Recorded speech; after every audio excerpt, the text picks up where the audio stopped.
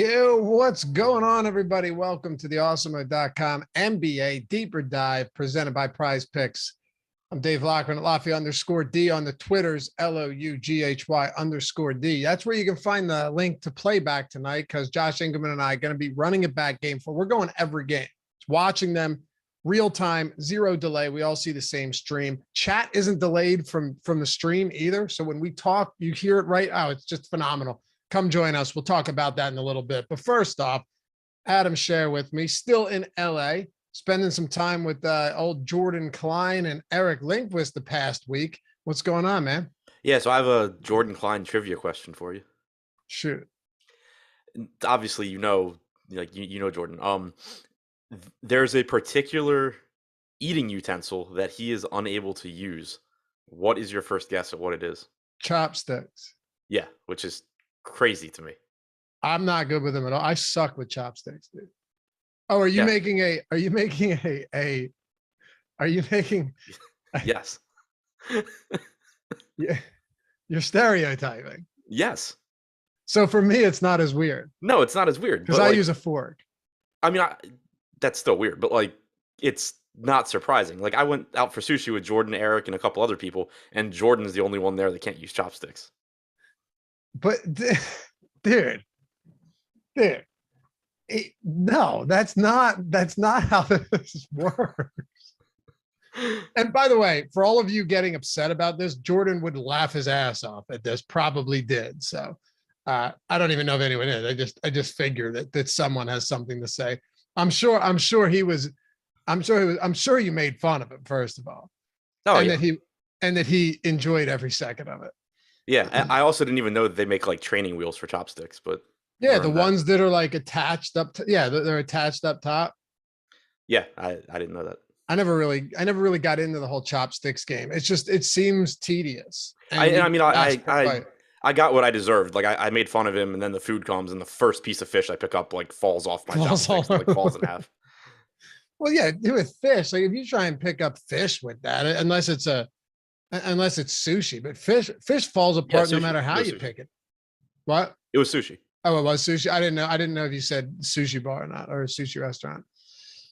All right. Well, solid way to kick off this show. Happy to have you guys with us. Good thing that down button doesn't work anymore. Hit that thumbs up if you haven't done so yet. Subscribe to the channel and leave a comment. That's the wrong one. Don't leave a comment. Subscribe. And if you want to, hit join down below, because we will, of course, always prioritize your questions, comments, along with our premium Discord members. You get the sweet badges, as you see in chat, the Discord, the free super chats each month, the custom emojis. It's tough, man. Once you stop doing this show every single day, you start to lose your mojo. But we'll get back in no time. You got your baseball lineups in? Are we good? Yeah, at least I hope so. All right. What are you doing tonight? You're going out with the boys again, right? Yeah, going up at some bar by Eric's, I think. Okay, cool. Sounds like fun. And you guys were sharing some images, some pictures on Twitter. And you just fired off a mean tweet yesterday. Oh, depends. It was nice to you and Josh. It was really nice to me and Josh. Actually, I was flattered. Look, it was not inaccurate either. It was. Yeah, Jordan was sitting right next to me when I said it, and he's like, "Yeah, you're not wrong." Whenever Adam, no joke. When I wake up and I'll see a notification to a tweet, and it'll say, Adam Scherer mentioned you. The first thing I do before even reading the tweet is check what time he sent it at. Because I'm dead serious. I did it today. Jordan woke up. My daughter Jordan woke up at 5:50 today. So I see it. I'm like, all right, this had to have been the middle of the nighter, but it was 10 o'clock your time. So yeah, I'll say it was probably 9 or 10. Yeah. It's just always, I'm always curious. If I see it at a very late time, or when you DM me and it's 2 a.m. my time, and I'm sleeping and I wake up, I already know that it's going to be something outrageous. Am I wrong though? No, of course. All right, let's dive into this. Boston Celtics 4-point dogs today, favorites at home. Let me ask you this first. Do you think Celtics take a 3-1 lead tonight, or do you think Golden State ties this one up at 2? I think Celtics win again. Okay. I like Golden State +4 though. I like taking the points down. All 3 games have been decided by double-digit points. So consider, the alternative lines, maybe if you're on either side of this, but or particularly on the Celtics. But I guess the biggest question is just what's going on with Steph Curry. If Steph Curry's good, he's not on a minutes limit, but it's really like you can't really quantify any of that. You have to assume he plays the same minutes and that he's not hurt, right? Yeah, I think so. And I mean, for what it's worth, he indicated that it wasn't likely to be an issue going forward. I don't really know what else you can do with that. And it's not even like he played poorly last game. I mean, he had 31 actual points. It's more so, him just not getting help from guys around him. Yeah, pretty much. I don't know. The way I look at it is the Celtics are 7-0 coming off of losses in the postseason. Warriors are 5-0, 4-1 against the spread, 5-0 straight up. That can always end, of course, but they're still a good basketball team. Draymond Green was terrible last game. One thing I want to know, and I wanted to get your opinion on this. I talked about it on my betting video today over at the Odd Shopper channel. Come hang out Monday through Friday. I'm doing that. And Eitan does it Saturday and Sunday. Kevon Looney to me is the most interesting piece tonight, and might sound weird, but here's why. 16 minutes last game. Well, almost 17 minutes last game. He still rebounded well, and he's really the only quality offensive rebounder they have. He's their best rebounder by far. They got out rebounded insanely last game. Sure, they won the turnover battle, but Boston had 15 offensive rebounds last game. Golden State had 6, and Looney had 3 of them, half of them in only 16 minutes, and they got beat up on the defensive boards as well. So I wonder, is Looney, and I know he lost a few minutes to foul trouble, but is it possible that them losing so badly on the boards, could that lead to more Looney minutes today? Or is there another reason you think that Steve Kerr's not giving him additional run? I mean, it could. I think it's more so, though, that I feel pretty comfortable that the rotation is going to look different for Golden State.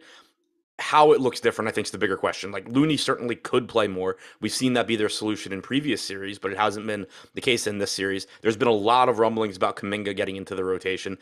If it's just Kuminga replacing the Bjelica Iguodala minutes, you're talking about like 5 minutes last game. But if Kuminga's going to cut into, maybe take some of those Looney minutes, or along with the Iggy and Bjelica minutes, or cut into Otto Porter's minutes or something like that, then he becomes really interesting in DFS. So I think it's more so that like something is going to change for Golden State. I think I don't really feel confident in what that is, though. I agree. And look, I'm not just taking a betting approach here, but I think it is interesting to look at this game, take a 30,000 foot view here. By the way, hit that thumbs up. We're over 100 thumbs up. Haven't even asked yet, so appreciate you. For those of you that have forgotten, it's fine. Usually a lot of people walk in the door, they hit the thumbs up. If not, it's all good. Forgiven. Atone for your sins, though. Hit that thumbs up. Get us to 200 out of the gate and get us started off on the right foot here. And subscribe to the channel, too.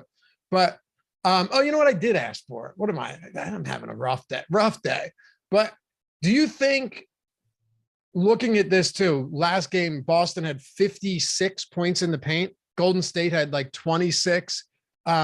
Golden State, or the Boston doubled up second chance points. Obviously, a lot of offensive rebounds. Do you think that's more fluky in the sense that Boston game 2, no points in the paint virtually at all, crushed it in the paint in game 3, and also out rebounded them by a mile, got a ton of offensive boards, led to a lot of second chance points. Do you think that's repeatable tonight? Or do you think, what would Golden State do to mitigate that, is what I'm asking. Yeah, I mean, I'm not really sure. Like, I don't know if their field goal attempts in the paint changed, or, was it game plan related or what? Like, I haven't looked into it. Okay. I haven't either. Actually, I have. I've looked into a lot of it, but I don't know what the answer necessarily is. So we'll see. But I do think you could see some changes in the rotation today. Let's kick it off from a DFS perspective here with Jason Tatum at the top. He's been very, very good in wins when it comes to dishing out assists. The 2 games they've won, he has 22 dimes. The game they lost, he has 3 assists. He's rebounding, fine. But the last 2 games, you've seen the scoring up, even though his shooting has been, modest at best. If you're talking captain spot tonight, is there anyone among the 2 highest priced guys? You can throw Jaylen Brown in there too, if you want, because he's kind of in a price range of his own, that you prefer over the others? So I think this is really interesting. It's changed a bit since I did the show this morning with Josh. Tatum's still leading the way at captain ownership at about 18%. Curry's down to 14. This morning we for some reason had Curry actually a little bit higher than Tatum. So glad to see that change because I didn't think that was going to be the case. But if you're paying up, I think it is. Tatum's the guy that you would get to first. He projects better than Curry. He's likely to play a couple minutes more than Curry. Just I think is the preferred option. Not to say you can't play Curry too. Like clearly, even though his median projection is lower, the range of outcomes is still really wide. He's got a massive ceiling. What's interesting to me though is from a roster construction standpoint, if you're going to have Tatum be the highest owned guy on the slate, and you're going to have Steph Curry be the second highest owned captain and third highest owned overall player, there's not a lot of value that you can feel confident in today. Like every value piece that you point to has a pretty big question mark around them. Gary Payton, obviously I was really, really high on last game. He's 3,200 today. Coming off a game where he only played 11 or 12 minutes, obviously that's risky. Like he could play more, sure, but that's not a guarantee. Kuminga at 1K, if he gets 10 minutes, that looks great. If he plays 2, 3, 4 minutes, doesn't play, whatever, obviously that's bad. So, all of these value pieces, I think, have pretty big question marks around them. And if you are going Tatum at captain or Curry at captain, you're kind of going to start being forced down into these, into similar roster constructions with these cheap pieces. So while I do like Tatum at captain, obviously, I do think it's really interesting to be getting to some of these mid-range captains a little bit more and maybe avoiding some of these value pieces. What's funny about Payton, too? He was the first player off the bench. He was the first player on the bench and he played 7.5 minutes. I know he had 2 fouls, but he played 7.5 minutes in his first rotation. Yeah, he was my highest owned player by far on that slate. And I was on my way to dinner, I think. And I looked at my phone and I just saw like on the app, I saw that Payton was in the game in the first quarter. And I'm like, okay, cool. Like obviously my biggest concern was that he was for some reason just going to like DNP or something. Yeah. He came in after 4.5 minutes right. through the game. Yeah. Like when I saw him on the floor in the first quarter, I was like, okay, cool. And then I looked later and saw that I was profiting, but like nothing crazy. And I'm looking at my lineups. And I'm like, oh, cool. It's because Gary Payton basically just didn't play. Yeah. He just came out. And it's not like Jordan Poole was having an electric game either. He finished with 10 points. Yeah, I mean, the big thing that you saw was just the main guys playing more as well. I mean, you got around 38. You got 37 minutes from Curry. You got 39 from Thompson. But like in game one, Wiggins still had only played 34, 35 minutes. He got up to 40 last game. You got another 35 out of Draymond. And then, Porter played 21, Poole played 24. But it kind of just, cut into those Gary Payton minutes a bit. Yeah, and then Porter played 21, Poole played 24, Payton played 11.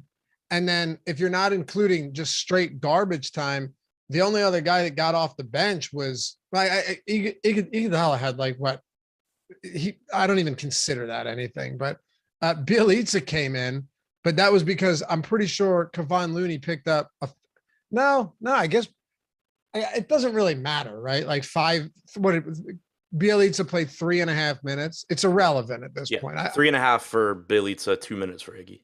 Right. And Iguodala didn't come in until like 5 minutes or 4 minutes left in the game. So yeah. And Kevin Himes in chat said that he thinks Payton plays more if the game is close or Golden State's playing from ahead. I agree with that. Like that's the ideal situation for Payton because, like if Golden State's like protecting a 10-point lead or something, there's no real reason for Jordan Poole to be out there. That can easily become Payton minutes. But at the same time, going in the last game, I kind of thought that we were looking at like a floor of 15, 16, 17 minutes from Payton with the upside to get into the mid-20s. I didn't think that 11 minutes was possible. It is definitely possible that Payton gets back to those minutes, though. It's not crazy. Sure. Yeah. And I definitely don't disagree that the flow of the game is relevant here. Absolutely. But, what's even crazier is that you look at that game and you were at a bar watching that game, right? I wasn't watching it. I was at dinner. Okay. I was watching Jordan try and use chopsticks. What I was going to say is he's Philippine. Are chopsticks big in the Philippines? I'm assuming yes, because you seem to be too I don't know. He didn't tell me that they were not. Okay. When I made fun of him. Have to ask him. Have to bring him on the show tonight, playback show. If I go to a bar with the intentions of watching a game, usually I'm half watching the game at best. It's very difficult to pay full attention to a game when you're at a bar with people, like with friends. Yeah, for sure. Yeah, game Game 2, I was out at a bar with Jordan, and like the game was on every TV, but I still feel like I probably saw like 5 minutes of it. I've never been more locked in than watching with Josh for game 3 because like you're watching and everyone's hanging out and chat with you, but of course you're going to miss a couple things, but you also have to be watching the game because like, Right. your whole, not job because we're just having fun, but the job for lack of a better word is to watch the game. But yeah, I don't know. I think just looking at last game, it looked lopsided the entire time. They ended up Celtics winning by 16. Boston took a 1-point lead with 2 minutes left in the third quarter. They cut it. They cut a 20-point deficit into a 1-point lead. What, you mean Golden State? Did I say Boston? Yeah.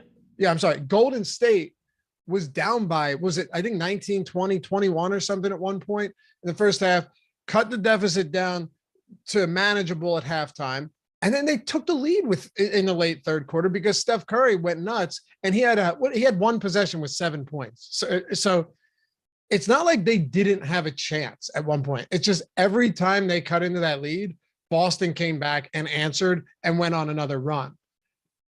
I don't know. I mean, I look at this as it could go a million different ways. And I apologize to you guys for jumping around, but I think it's probably better this way. And we'll just hit on everything relevant. So you have to tell a story with showdown games, especially if you're hand building. Like you have to be able to, tell a story about what you think is going to happen. What about Robert Williams? Because he played 26 minutes. You could argue that he was more integral in that win than anyone else on this team.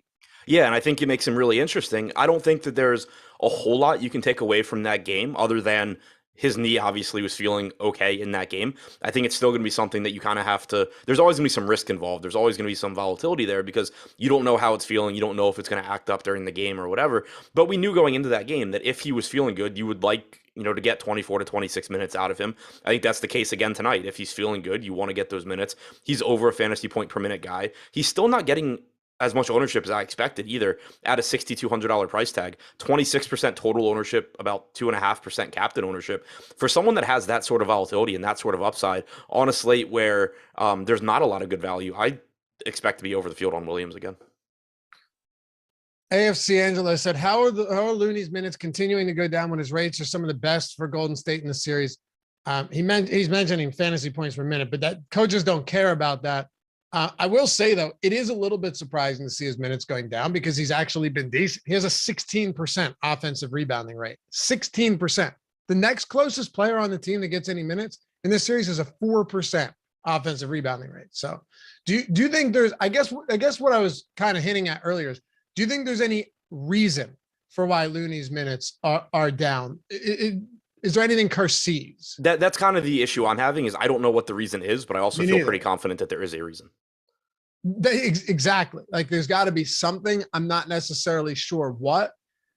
I know that Al Horford's a decent 3-point shooter. Robert Williams isn't a guy that is going to venture anywhere away from the basket on offensive possessions. So I don't know. I would, and it's not like Draymond Green. You're not worried about Draymond. I'm sorry.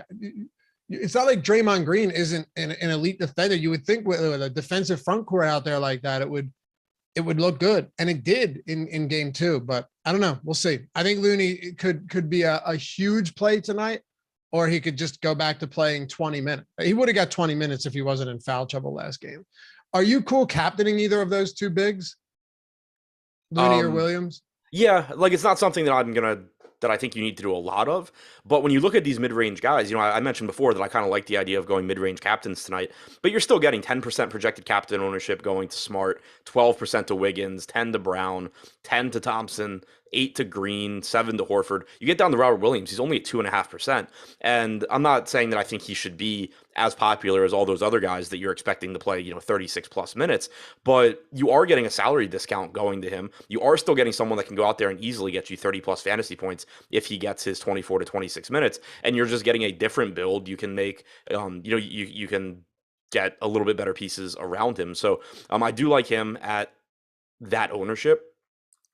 Looney is, I think, a little bit riskier than Williams because at least with Williams, what Boston wants. Like if Robert Williams doesn't get in foul trouble, and his knee holds up, you know Boston wants to play him into the mid-20s. I have no idea what Golden State wants from Looney at this point because whatever the reason is, like, you haven't seen those minutes. So you can't be as confident saying like, oh, well, if he just avoids foul trouble, if he doesn't get hurt, he's likely to get you into the mid-20s. But he still can. Like, there's no guarantee that he doesn't play more here. And he is close to a fantasy point per minute guy at relatively low ownership. So I still think you can take shots at Looney, but I feel more confident in Williams just because I can at least feel good about what Boston would like out of him. Absolutely.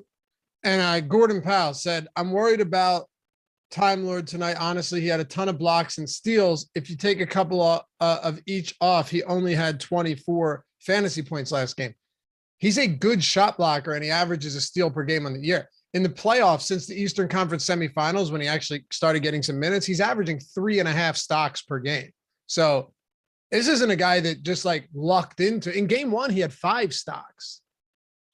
Yeah, you can't, like, I understand the point, but Robert Williams, that's what he does. And that's one reason that's one reason that you always like him in tournaments is that he is volatile in terms of how he produces points. Like, he can just rack up blocks and steals. Overall in that game, he averaged about 1.3 DraftKings points per minute. Like, that's better than normal, but it's not like some ungodly number where you're shocked that Robert Williams did it either. No, because he could always have 12 points and 10 rebounds, and then you take 2 blocks away and you're still getting a decent game from him. But I guess here's how I look at it. If you told me that I was getting another 25, 26 minutes out of Robert Williams at that price point, I'd feel pretty great about it. Yeah, and as far as just kind of trying to keep in perspective, what Gordon Powell's talking about with the stocks, the salary didn't come up. So it's not like he's getting overpriced because he had 7 stocks or whatever. Yeah, and it wasn't that far off of his average production. Like, if you just take his average production, like, I guess my point is when you're projecting Robert Williams, if you're giving him 24 to 26 minutes, even completely not even knowing what he did last game, he's still projecting as a good play. Absolutely. I'm also, in my video, I'm on over 2.5 steals plus blocks for Robert Williams. Makes sense to me. Over 2.5 steals and blocks. If you wanted to go over 1.5 blocks, you're paying an insane premium on that. But if you're someone that likes to bet, 2 things here. If you like betting, or you haven't gotten into it yet, but you're thinking about dabbling, maybe even for football season coming up, but you don't have a huge bankroll to work with, or you want to check out Playback tonight, watch the game, do the live watch along with Josh and myself, hang out throughout the entire 4 quarters and have something to sweat with us, go over to BetMGM. Use the link in the description or the one that Tyler is going to throw in the chat. All you have to do is click that link, sign up for the first time, put $10 into your account. Doesn't have to be more than that, $10. Take that $10, put it on either team to win. They don't have to win. You're getting $200 no matter what. They just need to score 22 plus points, which unless a hurricane rips through the build, they probably still would. I mean, it's going to happen regardless. $10 into $200. It's the simplest, easy money you're going to ever not even make. You're just getting it for free. They're handing it to you because they want your business. So yeah, if you're looking to get into betting or you already are, and you want a quick way to juice that bankroll up, get in on that. And last thing, even if you were to get that free $200, which you will, just sign up with the link, deposit $10, bet either team to win, and you lose it all. You just had a horrible stretch, right? You just go ice cold, you lose all of it.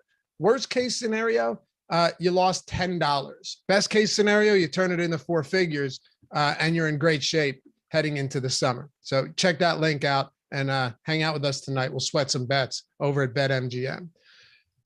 With Marcus Smart, a lot of talk about him in chat right now. What do you make of a guy like this who seems to be, he's 100% back. I want to say not 100, but it seems like he's back to full strength. Last game was the first time in 40 years that 3 players in the same team have had 20 plus points, 5 plus rebounds, and 5 plus assists. And he was one of them. But he was remarkable as a scorer last game. Like, he was everywhere. And at the basket, he was scoring. Yeah, and he played a lot of minutes too. So it was nice to see that. Not that it was surprising, but game 1, he barely played the 4th quarter, only played around like 30 minutes in that game. Game 2, you had the blowout. There wasn't really any doubt that he was going to get back to playing big minutes. Obviously in competitive games, you're expecting 38 to 40 minutes from Smart, but still nice to see it. And I expect more of the same going forward. He's averaged 0.92 DraftKings points per minute in the 3 games in this series. His usage rate overall in the postseason has been up a bit as well as teams, look to take away Jason Jason Tatum and to a lesser extent Jaylen Brown. So I expect to see more of the same from Smart. The price is favorable. I like him at captain. I like him at utility. Just looks like a solid option. Yeah, I would say so as well. What's his captain ownership right now? Around 10%. Oh, so that's actually not that low. No. But it makes sense that he would be there. He's got a decent ceiling. Just pulling up captain ownership right now. Excuse me. All right. So Tatum, ownership projections, totally free today. You want to follow along. You do not need a subscription. You don't even need a login. They're 100% free. Go to the NBA tab at awesemo.com, which, by the way, Adam, you may have heard a rumbling or two that may have a name change coming up in the near future over at Awesemo. Yeah. What? No, may have a name change. Nothing else has changed. We're all going to stick around. All the tools remain the same. Things are only going to get better. It's actually a non-story, but just in case you see something different in the coming days, coming weeks, you'll know why. Yeah. My New Year's resolution was to get it renamed to shipmymoney.com. How'd that work out for you? We'll find out in a few days, I guess. You know what? How funny would that be if we just made the switch? No, but yeah, we got a new name. I like it. I love the design. I'm pretty stoked about it. But yeah, that's what's up. And Malachor, thank you, brother. Just gifted 5 memberships. Everyone else who just got one should be thanking him. But ownership is free today, and so are MMA player rankings. Klay Thompson, dude, having sneezing attacks over here. Klay Thompson is right now getting, where's he at in ownership?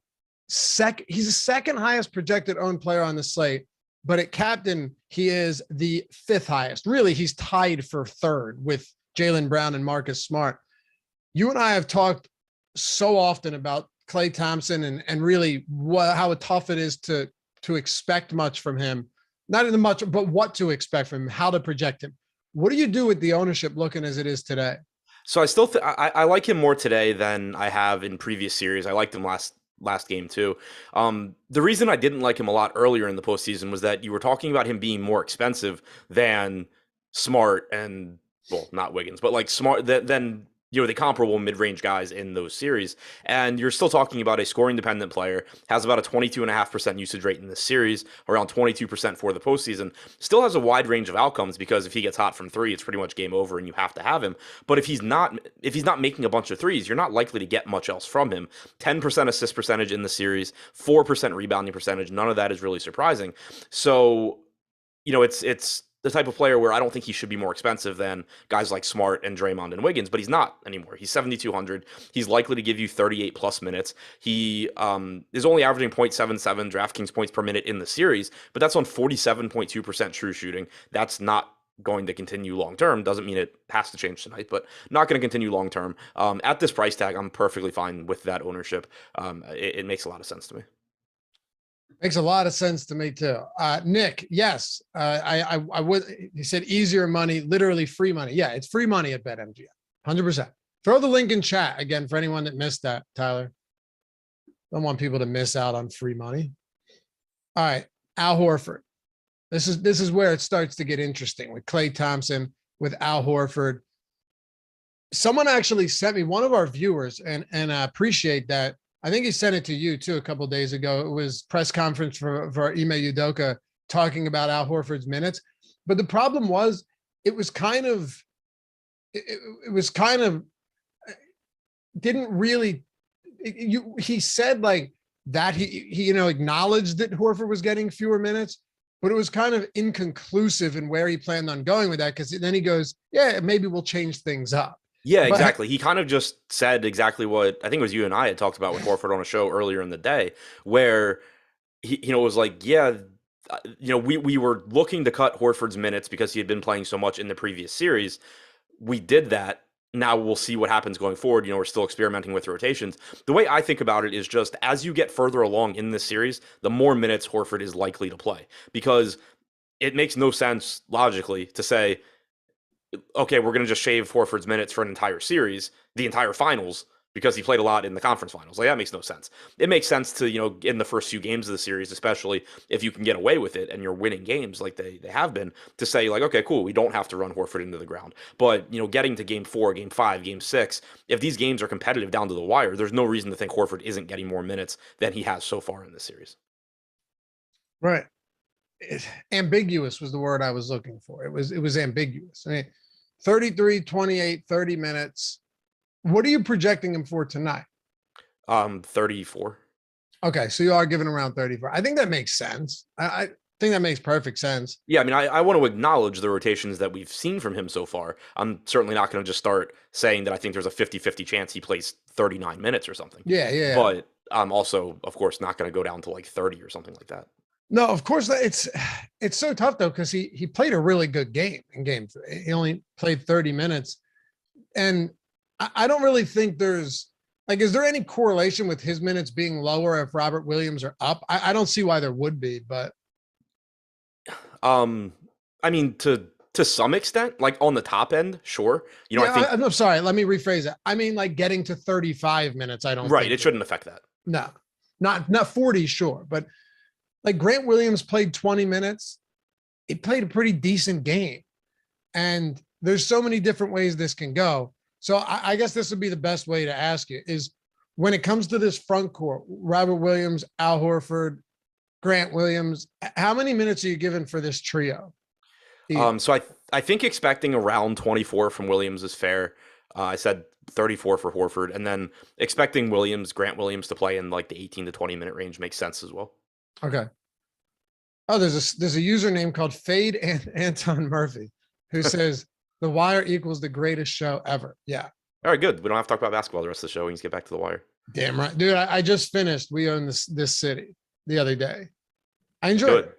Yeah, it was good. Like I think the problem is so many people came in with these insanely unrealistic expectations that it was supposed to be The Wire. Right. It's nonfiction. It's a 6-part miniseries. Yeah. Right. Nonfiction. Exactly. John Bernthal's performance is one of the best performances I've seen in a while. I'm not even exaggerating. Like, it's not hyperbole. It was amazing. And you said people were saying it wasn't good. Yeah. I think people were like complaining about his accent or something. I thought he was great. Yeah, I thought he was fantastic. I thought Jamie Hector was very good as well. Yeah. So did he? Well, I won't spoil it. You know what I was going to ask you? Yes or no? The show has gotten a lot of backlash for that.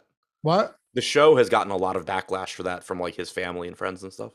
Well, they said in the description afterwards that like it's been, right. You know. My assumption is yes, but I also knew nothing about it until I watched that show, and I haven't dug into it since anyway. So I want to know how he got 3 shots off. Right. That's the weird part. I don't know. You know, I thought Wayne got him at first. That would have been crazy. Because he thought he was going to talk. Right. Yeah, that would have been crazy. Pretty sick show. I didn't want it to end. And if I don't want something to end, it's probably pretty good. Yeah, exactly. Like I was disappointed that I don't get that. Like you can't just keep watching it. All right. Well, coming up next, we still got 20 minutes here. We're in business. We got over 200 likes, 1,100 people watching. Hit that thumbs up too. Don't make me walk down and see my wife and kid and hang my head in shame because we couldn't get there tonight. But Greg and Eric are coming up next, live before lock, taking you all the way up to lock. Josh and I will be with you at playback. If you haven't signed up there yet, do it. It takes 2 seconds. All you have to do is authenticate your TV provider. If you want to come watch this with us tonight, it's going to be a fucking blast like it was last game. And it's sick. Maybe Adam, I'm going to convince Adam to pop in on his phone at some point once he's a few deep and he's done his dinner. Tonight, you mean? Yeah, you can pop in for a couple minutes. No chance. Yeah, you will. Come on. Yeah, you will. Yeah, you will. Yeah, you thought that last time too. I forgot to ask you last time. I wouldn't have seen it anyway. Completely forgot to ask you.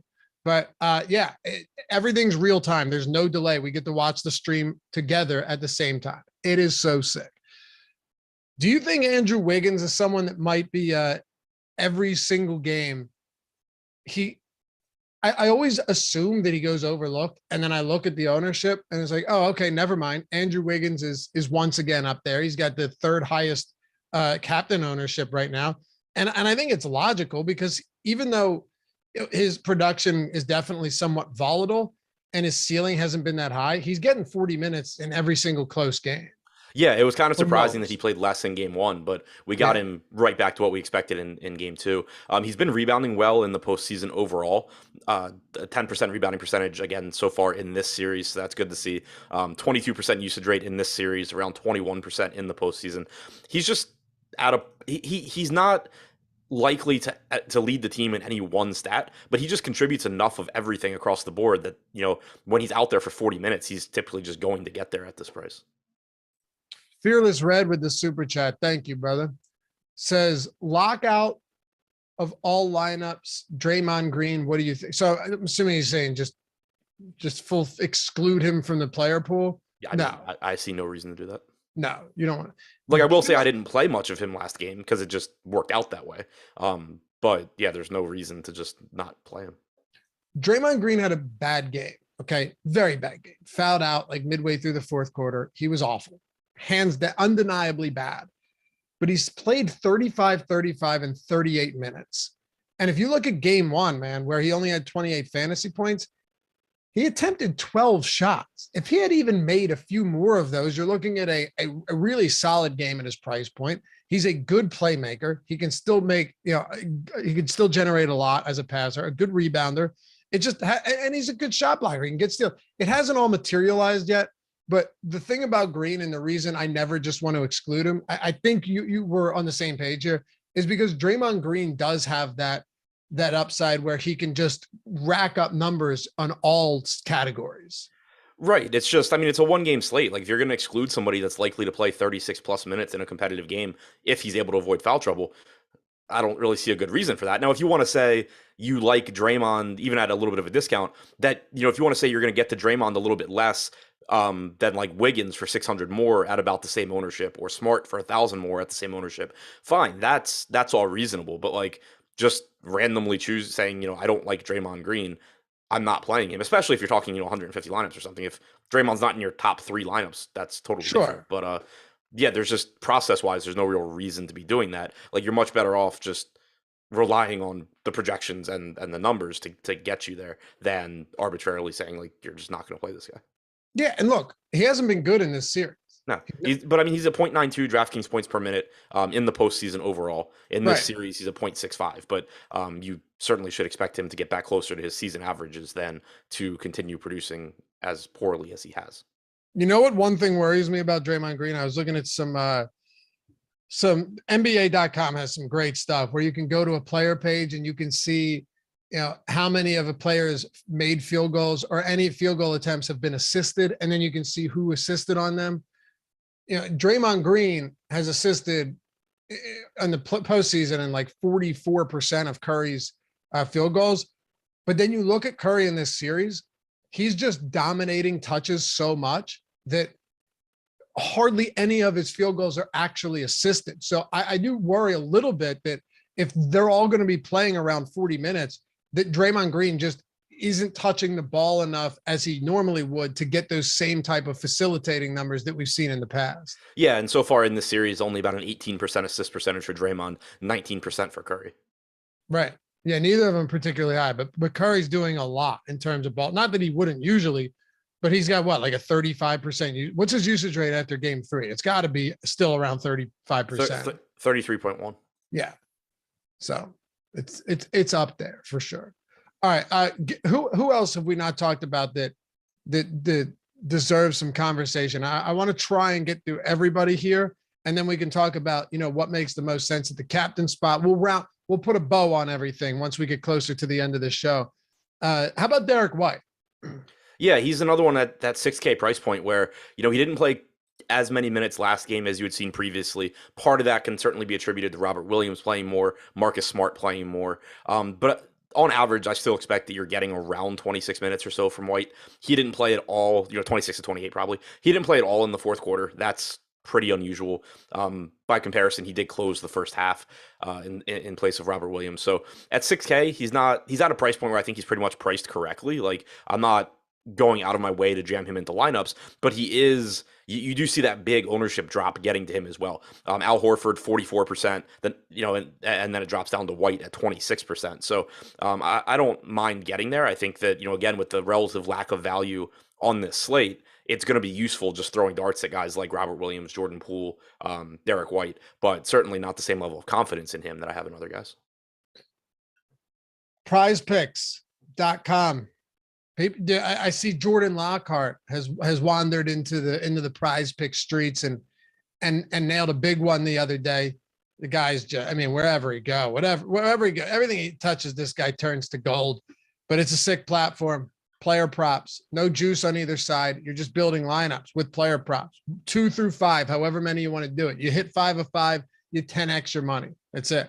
It is very cool. And we got the free prize picks tool, free every day of the week over at Awesemo. You got Odd Shopper, you got our player prop tools, and you get $100 first match deposit bonus when you sign up using the promo code Awesemo, AWESEMO.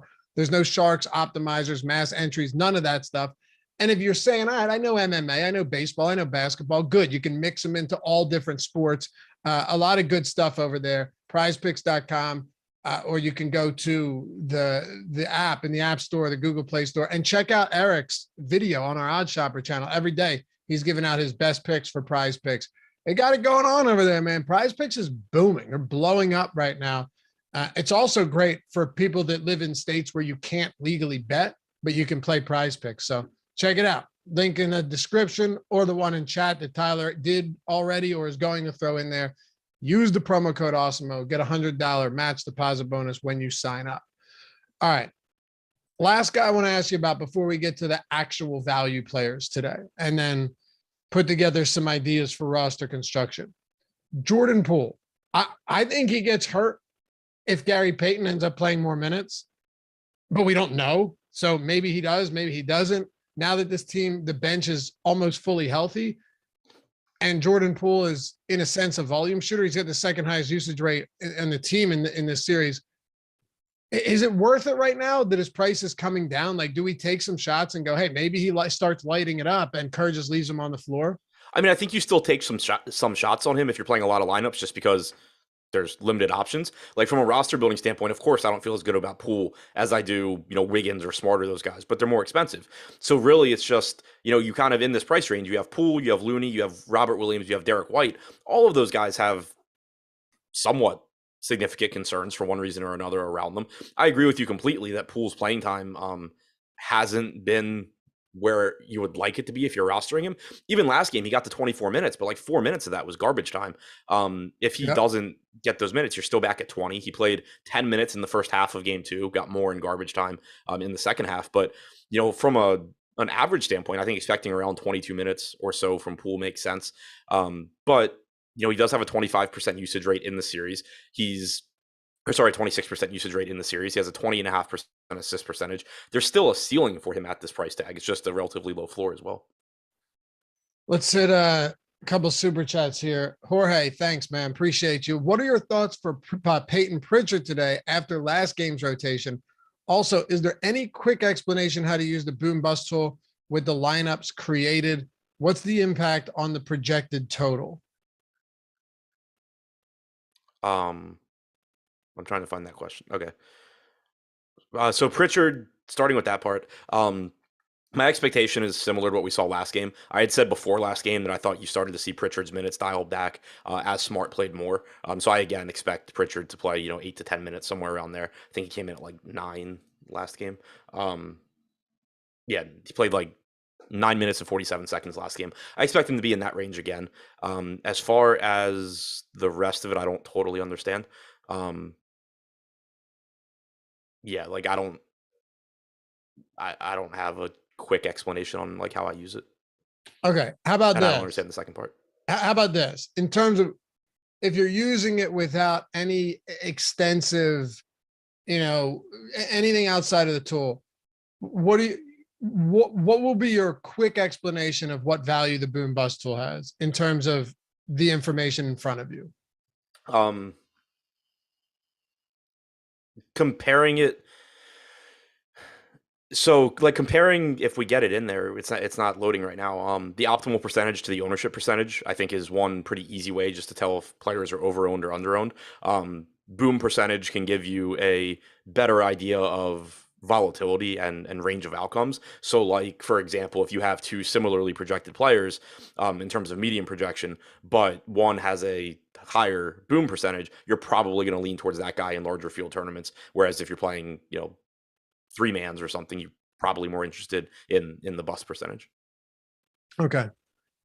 And my Philart Laffy, Californian here, is Wawa worth the hype? We're gonna start talking about turkey gobblers. I've watched.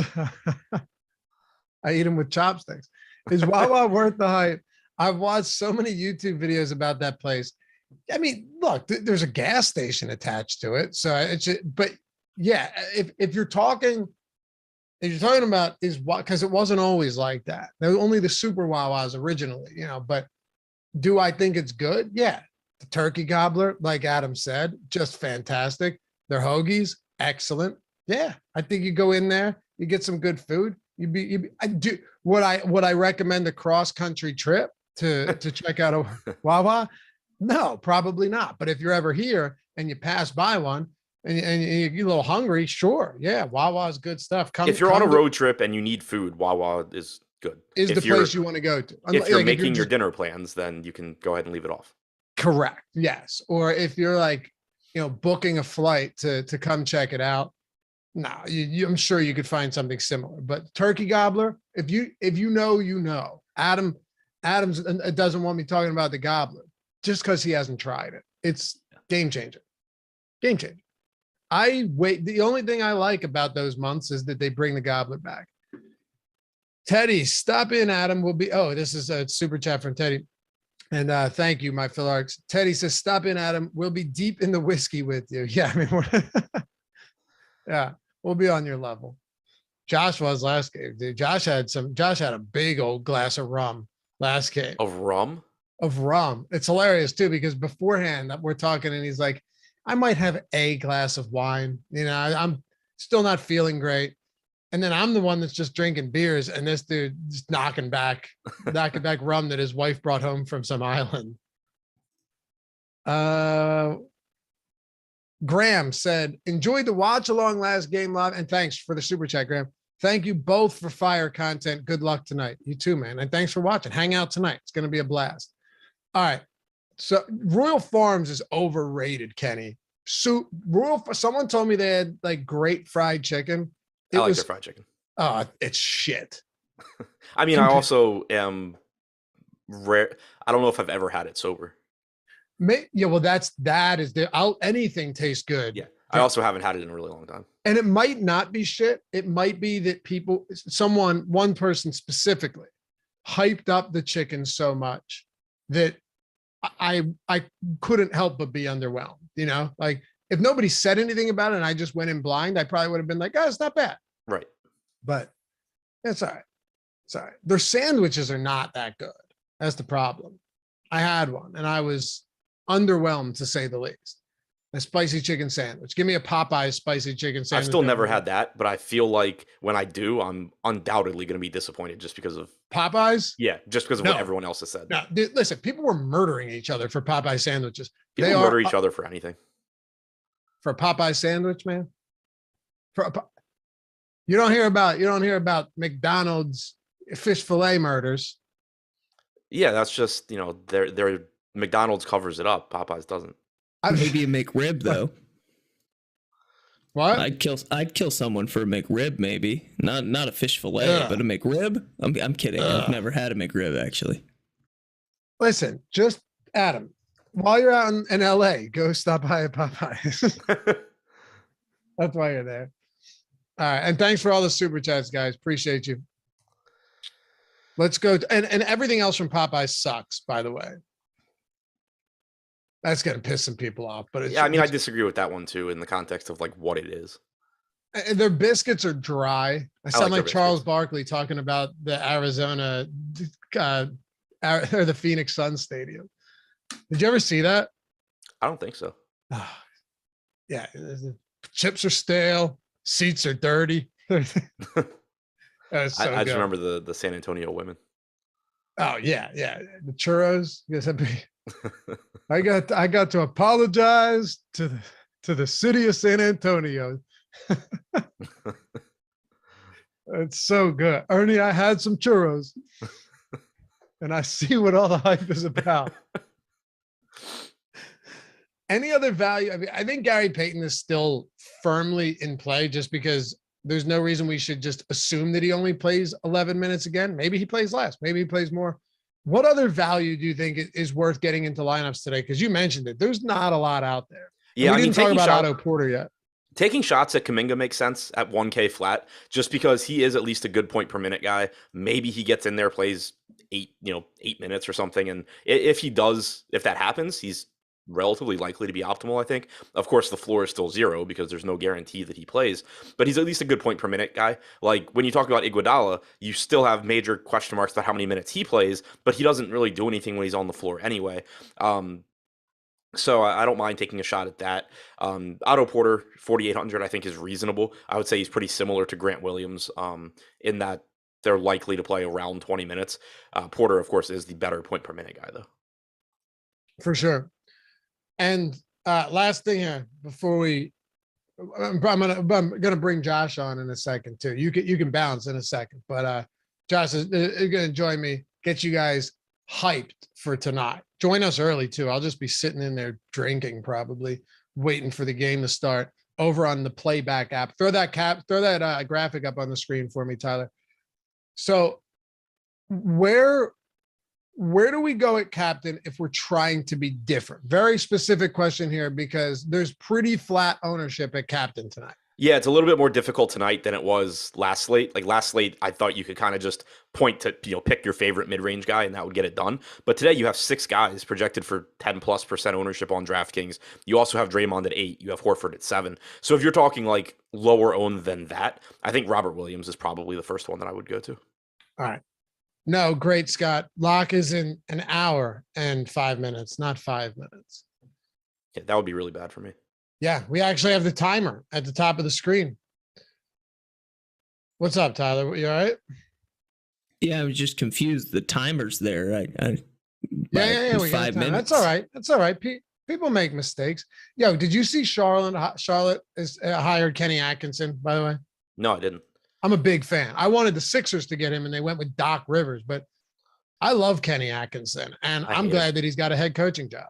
I hate him. Why? Because he runs ridiculously deep rotations, and it's a nightmare for DFS. Yes, but I think he's a good coach. Yeah, sure. I don't care about the Charlotte Hornets. I care about having to deal with whoever their 11th man is next season. I'm a big Hornets fan. Yeah. No, I don't care about the Hornets either. Maybe he won't.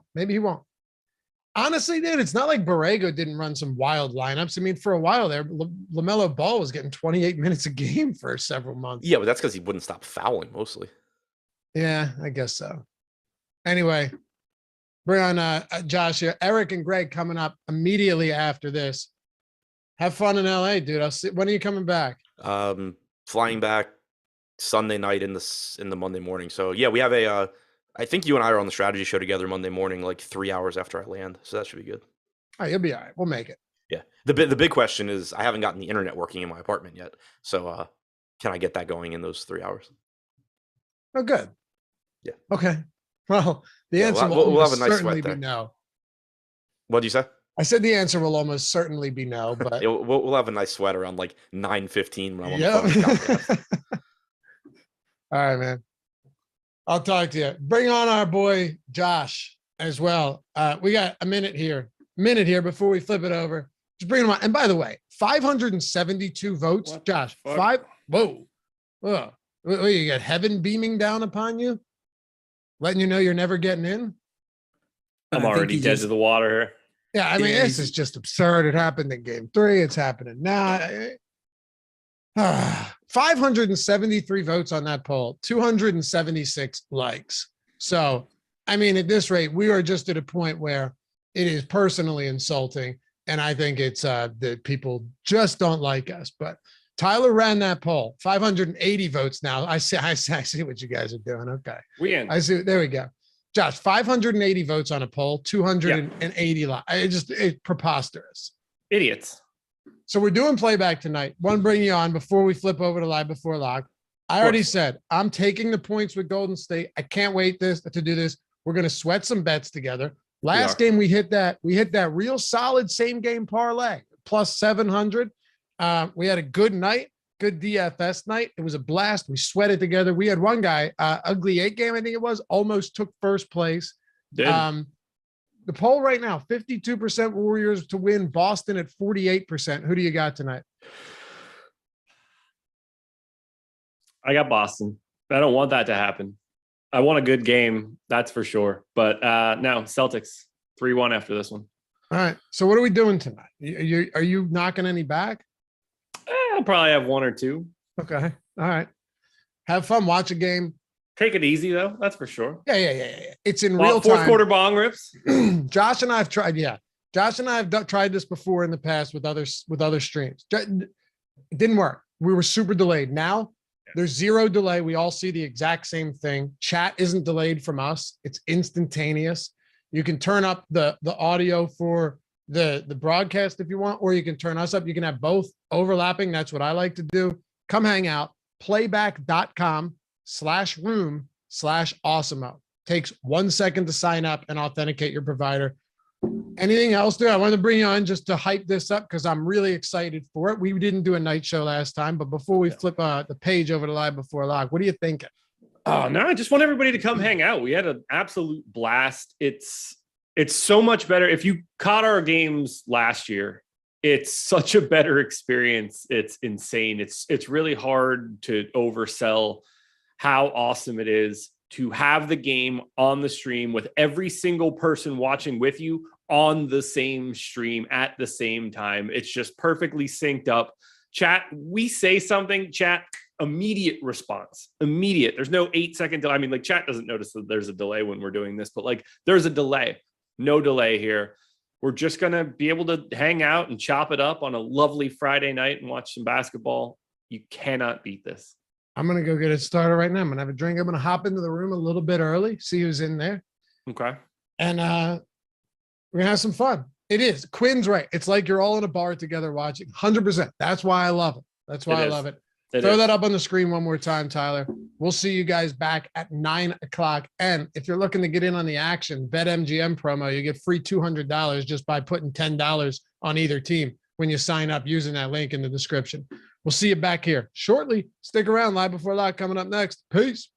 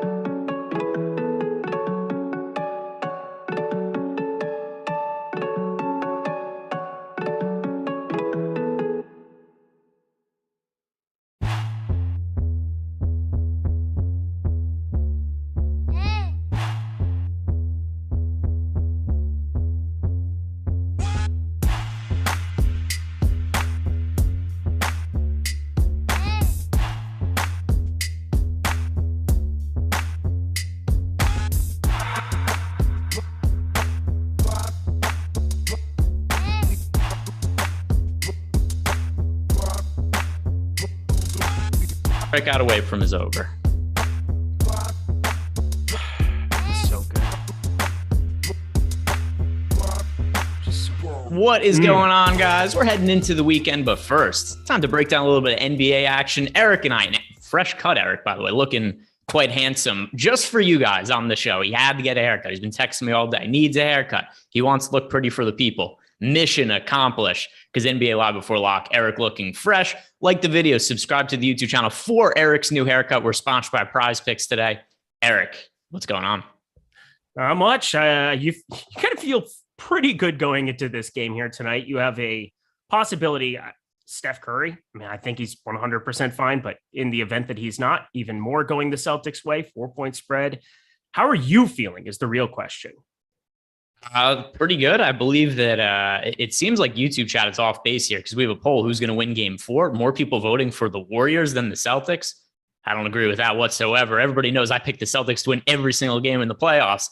They're heading towards a 5-game NBA championship win over the Golden State Warriors. It would have been 4 games. There was 1 game in there was kind of a fluke, but whatever. 2 wins away from bringing home the championship. So that is going to be my official pick for tonight, but it's also not really that crazy of a pick. I mean, the Celtics are favored by 4 today. They were favored by 3.5 last game. The 3.5 line did seem a little bit off to me. It's not something that I'm betting on just because I already have money on the Celtics for the series. So I'm not betting the games individually, but as of right now, 677 votes, 52% of the people think the Warriors are winning. Are they trolling me? They have to be, because there's nothing you saw in games 1 and 3. Game 2 was kind of just miserable and a complete write-off. We've seen Boston come out flat a lot of times, but this is an NBA Finals at home. Game 4 seems like everything's trending their direction. I don't think Draymond Green can play worse, but it looks as though they need to have Jordan Poole on the floor, and he's just so gettable on the offensive end for Boston. So it's going to be a fascinating rotation that we get from the Golden State side. I think that's where a lot of the question marks lie. I think that's kind of what we'll talk through. I'm sure the guys talked through it on the previous show, but I'm very much looking forward to watching this game with the guys. Adam, Jordan coming my way for this evening. So we're going to go down to the local establishment and partake and enjoy it. So go Celtics, just for you. Yeah, so we have, I appreciate the support, and I think your new haircut is really going to help them win the game. I just have a feeling. So. It's a good omen. It's a sign of things to come. Injury report for today. Andre Iguodala, he was listed as questionable last game. He was active, ultimately didn't end up playing because of a sore back. He's active again today. Who the hell knows what that means? The 2 bigger ones that I think are more important. Number 1, Steph Curry did get hurt towards the tail end of last game, is going to play. There wasn't really that much doubt about it. Robert Williams, there did seem to be some kind of doubt whether he would play or not. He was listed as questionable. He was a game time decision. Ultimately warmed up, felt good. The Celtics ruled him active. I know you mentioned that you think Steph Curry will be good to go. Any concerns at all, though, that we might not see just the upper bound limits of his playing time because of the slight foot injury? Yeah, and I think there's a way to encapsulate it on Prize Picks. It's now down to 38.5. I got it 2 days ago at 40. Well, they came out with the lines pretty much right after that game. They had it around 40.5. I still think 38.5 points plus rebounds plus assists over on Prize Picks. Looking at the under there is kind of an appealing thing to do. Marcus Smart, not exactly the defender you want to be going up against if you're in any way limited. I think he's probably 100%, but we're talking about a pretty efficient line that's only moved 2 points to account for a possible injury. And I just think the range of outcomes for what we're going to expect from him is so wide, because if he's feeling great, we've seen how many times he can just go out and eviscerate and knock down shots. But on the road, this is, I mean, we're on must-win type territory for Golden State. If he's all right, yeah, he's probably going to go over that number. But there's so much going towards the under there. It's definitely trending down, having moved 2 points. So I'm going to continue to ride the under there. And 38.5, still doable for me. Yeah, and I mean, in terms of injury news, I guess we don't have to spend too much time talking about Robert Williams now. I mean, he's somebody, like, who the hell knows on any given day, Robert Williams, whether he's going to feel good or not feel good. And there are some points, too, he looks great in the first quarter, and then he looks flat in the second quarter. So even from, like, in-game basis, things change wildly when it comes to his health with his knee. We'll talk about that a little bit more as we go. But first, the normal thing for us to talk about, I think we're going to be on the same page here. When people are paying up, they're going to have to choose between Jason Tatum. They're going to have to choose between Steph Curry. For the most part, the ownership has kind of been split between the two over the course of the series. For today, Jason Tatum project for 61% ownership on DK. We've got Steph Curry at 56% over on FanDuel. Nearly identical ownership, 57.5% for the two of them. Actually, a slight lean towards Curry, 57.8 to 57.5. I lean towards Tatum. I've projected Tatum higher for the entire series. Now we're adding the potential injury into the mix for Steph Curry. It's actually not something that I'm factoring into projections at all, but I like Jason Tatum anyway. They're similarly priced. I project Tatum higher. Any disagreement there? No, we've been on the same page with him pretty much throughout. It just makes more sense. You talk about not factoring into projection, but there's no doubt the range of outcomes gets extended for Steph Curry to the left. It doesn't get extended to the right. He has the same ceiling that he had before. The whole huge difference is the floor just shows up in a more prominent way. I doubt the public gets away from him in some kind of a prominent way. We're still seeing 14.3% captain ownership for him. And there's only a $300 price discrepancy when it comes to rostering Tatum in the captain and Curry in the captain. It's pretty clear cut with the all around ability for Jason Tatum that he's still the guy I want to get to. Jaylen Brown's been awesome. Don't get me wrong. I mean, I went back and watched game 3 after the fact. We were out and about for that. But I mean, Jaylen Brown, what is his MVP, finals MVP number? Because I'm sure before game 3, you could have got it really, really inflated. But if you had to vote right now, doesn't Jaylen Brown win MVP for the finals? Potentially. By the way, he was, I think he was plus 350 before last game. Okay. He is now, I'll pull it up. I think the MVP markets are terrible because they're juiced so much. Actually, it hasn't moved at all. He's plus 410 now. He's plus 410 now on. Yeah, I'm just looking at for the best line possible. Yeah, plus 410. Not a number I would bet. Okay. He has another good game tonight. That's basically 3 in the category for Jaylen Brown. Yeah, I mean, potentially. I didn't think I thought there was a case for Brown over Tatum last round, but I think they're just probably going to, I think if the Warriors win, they're probably going to give it to Steph. If Celtics win, I think Tatum probably gets it. But at the same time, too, but Tatum's minus 110. It's just not something I'm really all that interested in terms of any of those markets. But that aside, Tatum, Curry, it seems like you and I are on the same page going with Tatum here. By the way, have you looked at the ownership projections? Because there's something pretty funny. Yeah. Well, I just saw Contreras gave up a bomb to Swanson. I'm watching. Yeah, hit off the foul ball. It was awful. No, what about the projections specifically? The second most popular player on DraftKings today is Klay Thompson. We were one game removed from everybody telling me Klay Thompson's a terrible play. Nobody wants to roster him. And now Klay Thompson, uber chalky. So I guess we kind of have to throw in the Jaylen Brown thing again. We have the same talking points every game of the series. Jaylen Brown, he's on an island in terms of pricing. If you have that amount of salary left over, you're playing him. Correct? Correct. Is there anything else you want to add about Jaylen Brown? It's the same conversation we have every couple of days. Yeah, I mean, it's game 4, and we've had this conversation 3 times before. Because of the pricing on every site, it really hasn't changed. I guess let's give a shout out to FanDuel here as well, where, at least discussing some of it, where you have Curry 16, Tatum 15.5, Jaylen Brown 14, and then it just falls into Draymond Green being the 13K guy. Jaylen Brown, I mean, what do you expect just based off of how well he's played? Because currently we have for the MVP 17.1% rostership. That's half of what we're seeing for Curry and Tatum. But if you want to get some mid-range guys and not have the exact same type of lineups, I mean, you really are going to have to, playing Curry and Tatum, run into one guy that just is extremely uncomfortable. I'm not even talking about the 7,500 number of Porter and Payton, but I think Jaylen Brown just has more MVP utility than he's had as those numbers have gone up. It was 15.5, 15K, and then Brown at 14K. I find Brown to be a lot more appealing on FanDuel in the MVP spot than any previous game. Yeah, the roster ship's up a little bit there, but do you have any kind of a lean as far as Jaylen Brown MVP star pro? Like, I think he becomes a better MVP play today, comparably simply because of what he allows you to get that playing Curry and Tatum together just doesn't. So MVP on FanDuel? Yes. I think he's appropriate. I mean, he's almost 20% owned in the MVP spot on FanDuel. That more or less makes sense to me.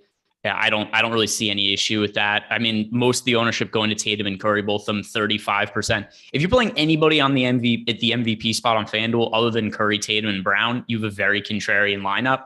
But I don't know. I think 20% ownership's 17.1% to be exact. I think that's about accurate. By the way, this is free to look at today. So if anybody's any ownership questions, just head on over to Awesemo.com, click on the single game ownership, and you'll see it all for free up there. But I don't know, 17% seems reasonable to me. Okay. If I have the same question as before too, you asked me this last time, so I'm going to ask you this time around. If you don't roster those three, Curry, Tatum, Brown, who's your favorite guy to get to for MVP next?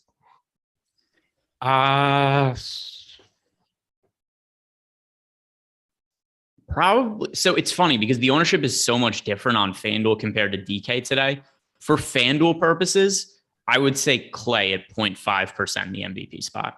Okay, I would say Marcus Smart, but it purely comes down to we saw exactly what we talked about where Pritchard got his minutes chopped coming off of the game 2 loss. And you basically saw Marcus Smart go from under 30 minutes in each spot in each game 1 and 2. Yeah, this was a more competitive game 3, but he played 39 minutes. And we know the kind of defensive prowess he can have. He didn't even have a stock or a block in that game. And you're going to be on a Steph Curry that if he is in any way kind of limited, or if they're just going to force through Curry because he's their best course of offense, Marcus Smart has an opportunity, I think, for FanDuel purposes. In the same way that I think Robert Williams all the way down there at 8,500 is probably just a completely different play over there than what he is even for DraftKings purposes because of the block upside. Actually, I'm going to say Draymond Green on FanDuel. And at first glance, I was like, he's 2% owned today. There's no way he's going to be 2% owned in the MVP. Everybody hates Draymond tonight. And I'm just making a presumption. We've only just started the show. I haven't seen people's responses in chat yet. I'm going to assume people hate Draymond today as much as they hated Clay last game. That's a really good assumption. I have a feeling there's just going to be a lot of Draymond sucks. Draymond's washed because he was bad last game. And Draymond's into podcasting. All of the exact same things that we heard when we talked about Clay last game. And by the way, Clay now tonight, this was the other talking point I wanted to get to. The second most popular player on DraftKings today, project for 56% ownership. Just a couple days after, nobody wanted to play Clay and everybody thought he was the worst play in the world. He has one good shooting game and now everybody's way back on the band. Almost double the ownership for this slate that he had the last slate. We have some super chats to get to and then we'll talk about that mid-range. First, Manny C. There's no question. So Manny, if you have a question, throw it into the YouTube chat. Let me see if it came up. Just searching through. I don't see any question for him. Once again, Manny, if you have a question, throw it into the YouTube chat so I could answer. But as of right now, that was... did. So I just pulled this up. So Nolan sent me something where they had a $2 super chat earlier that they just missed on the previous show. Let me pull it up. It's Fearless Red 25 that had the question. $1.99 super chat. Porter, Smart, Green, Clay, Robert, and Curry. I think he was just asking flat out if that lineup looks okay. I probably wouldn't be playing Porter in the good old captain spot. I don't really think that that's something I'm interested in doing if that's in order of the way that you have them.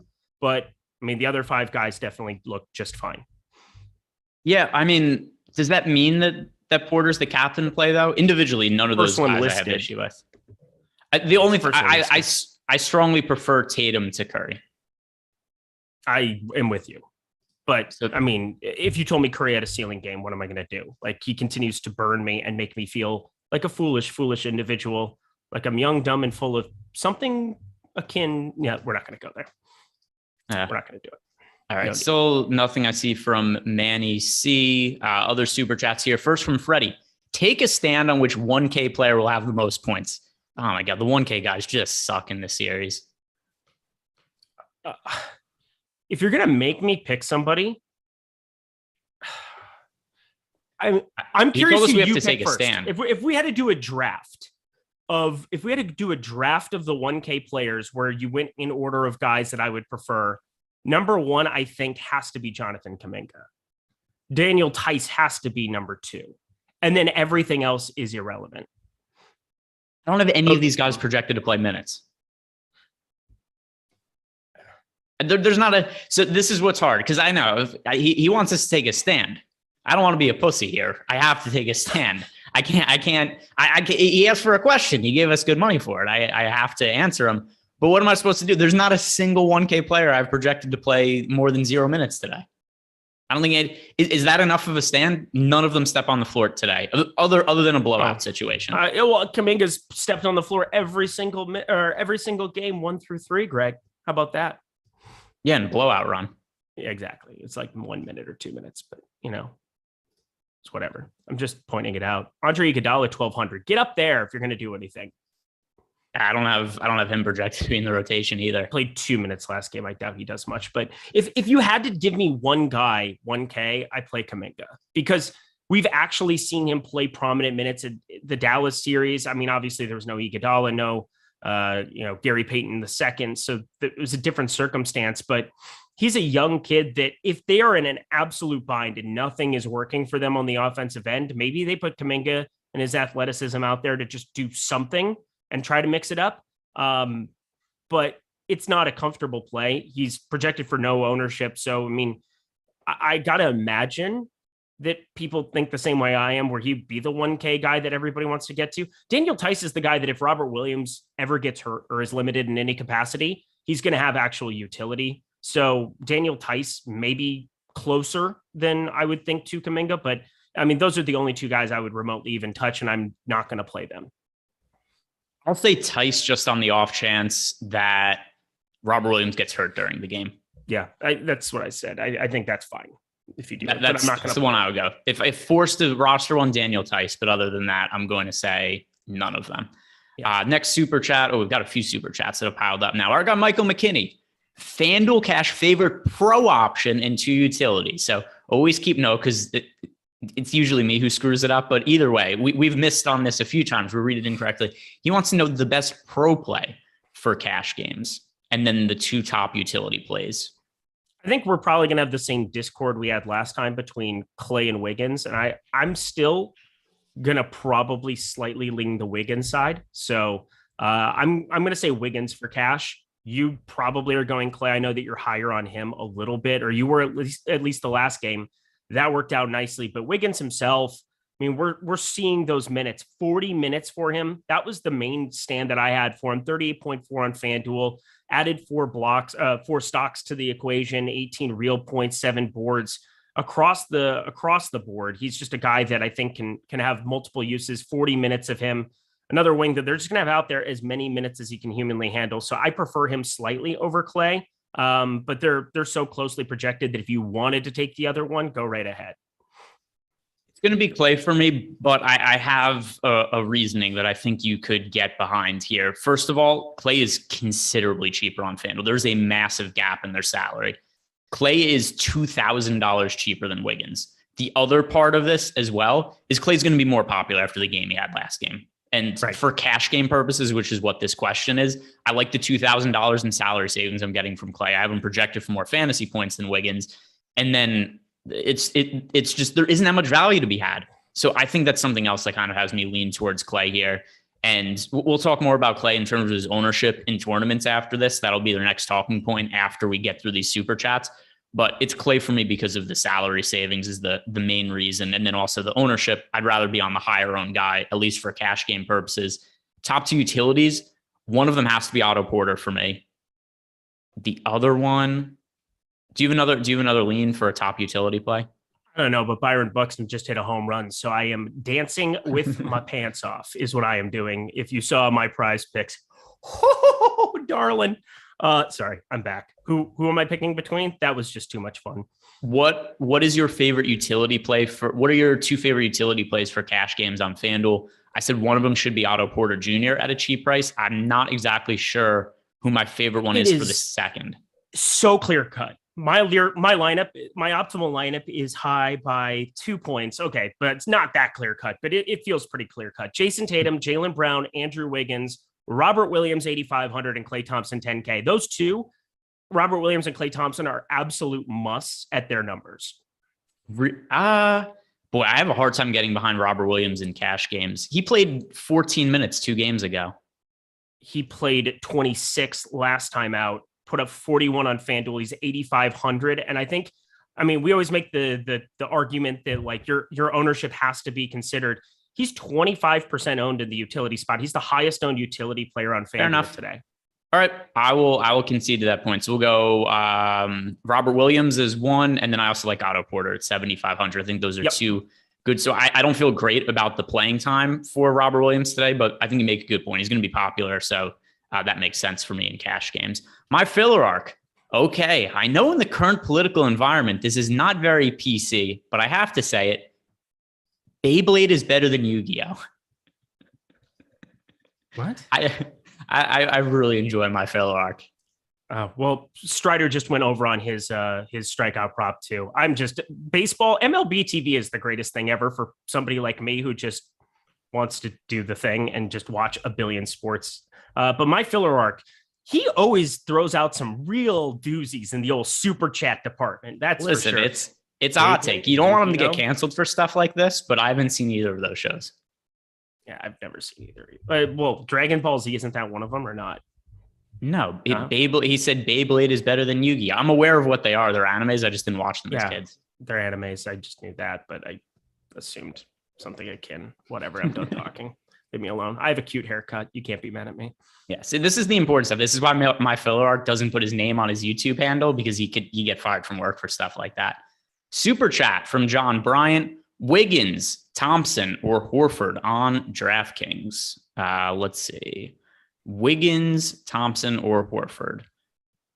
The ownership. Oh, you know what? Horford.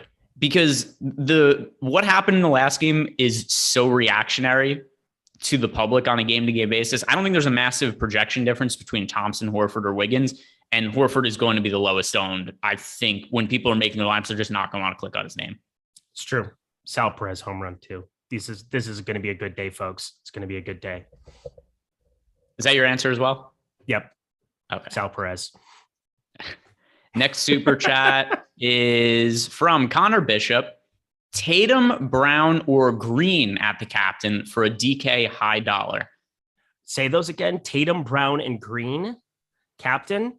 Well, how different would you like to get? Because Tatum is fantastic, but he's the highest owned captain. Green is going to be very low owned. I think probably going to say Green because of exactly what you said about Klay Thompson. We just saw Klay Thompson relatively unowned compared to what he should have been in the last slate. And now we're going to see the same thing. Excuse me, I just burped. Draymond Green, captain. That is absolutely the guy that we want to be rolling with. Let's ride. I like Draymond quite a bit tonight. It's all the same reasons I liked Klay Thompson. Yeah. You're on a game-to-game basis. Sure.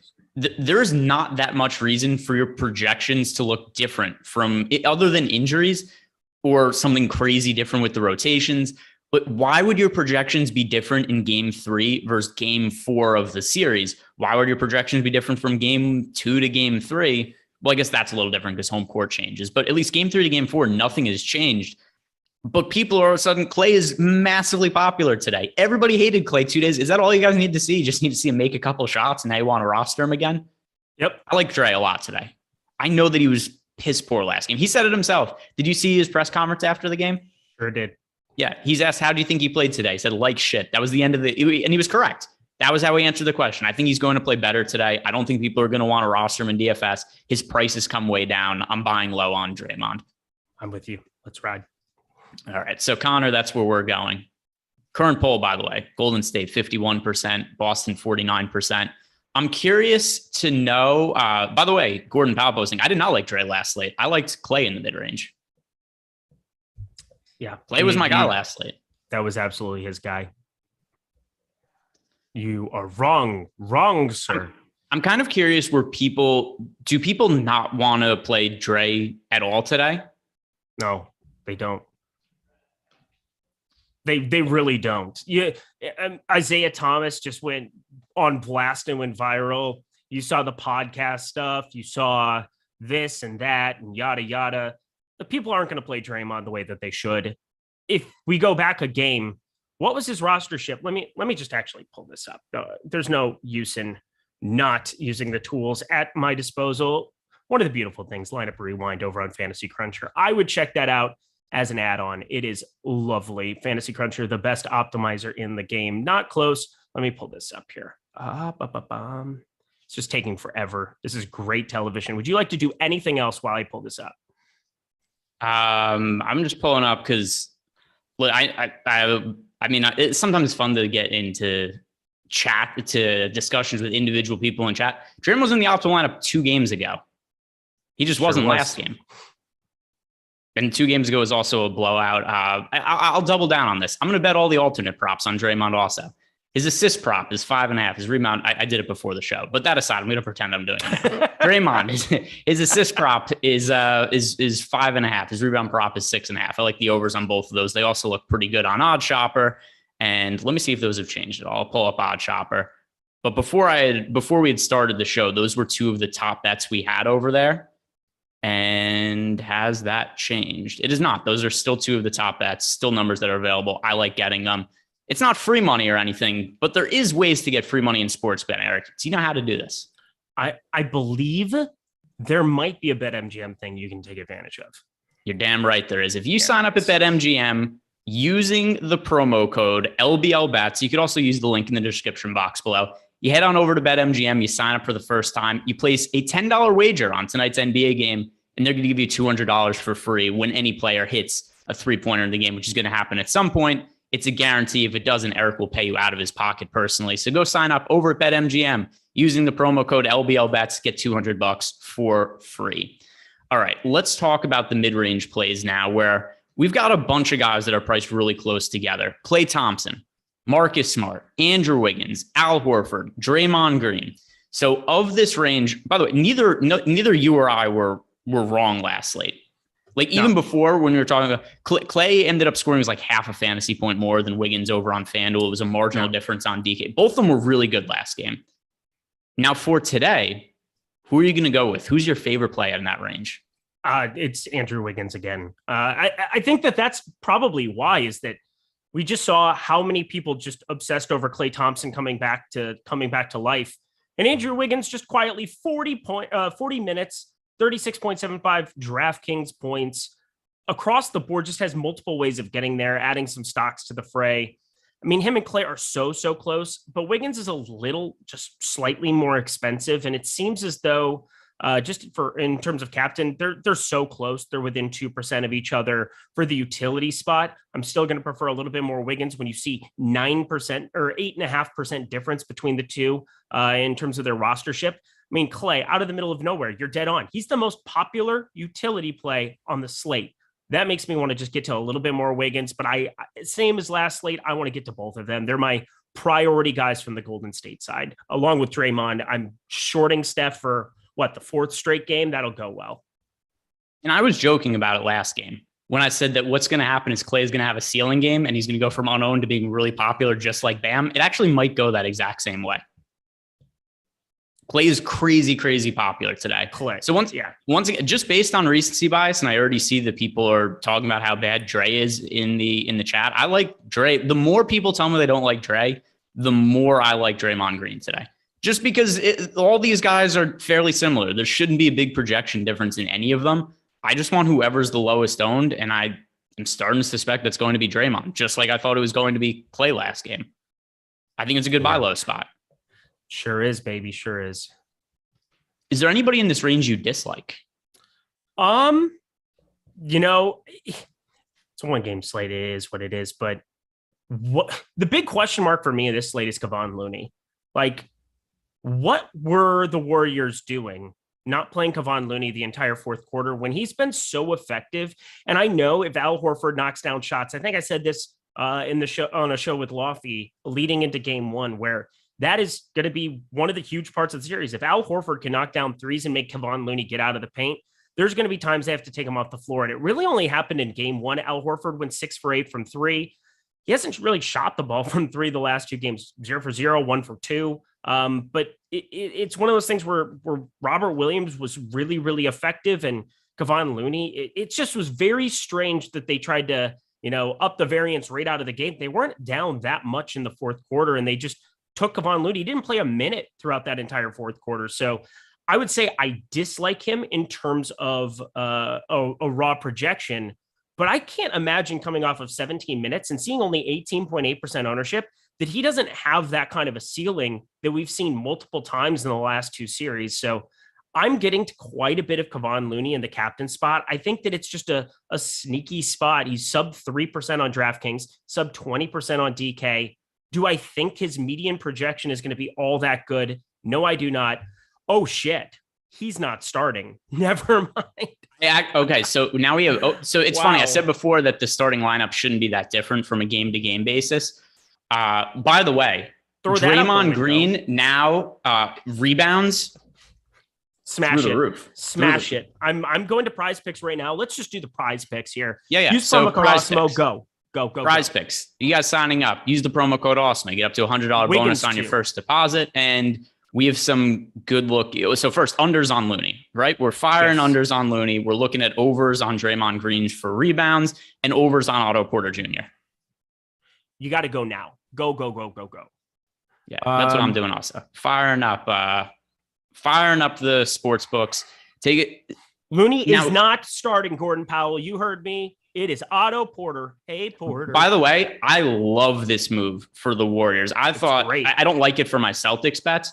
I think this is such a better matchup for the Warriors to have Otto Porter out there. I also think this might hurt the playing time of Robert Williams. I mean, the thing is the Looney question mark. I was talking about the fact that I just said that I think he can play 17 minutes. Do you think the public reacts in 24 minutes to Kevon Looney, or should we just play 0 of him now? I mean, I don't even know he's going to be a prominent part of the rotation anymore. Yeah. Draymond Green over 6.5 smash. Let's see. This also makes me like Gary Payton a little bit. Coming off the bench. No, it doesn't really do anything for me. I'm just going through box scores here as well. Let's see. Oh my God, I'm so happy with this right now. Just same game parlaying all the unders for. I'm just clicking a lot of buttons. Go. Yeah. Looney. I know this is riveting television, but hopefully you guys are all doing this with us, because holy mother of God, is it going to be profitable? Yeah, take the unders on Looney now. I'm doing Looney fantasy points under 22. That's my favorite out of everything. Over 6.5 Draymond on the other side of it.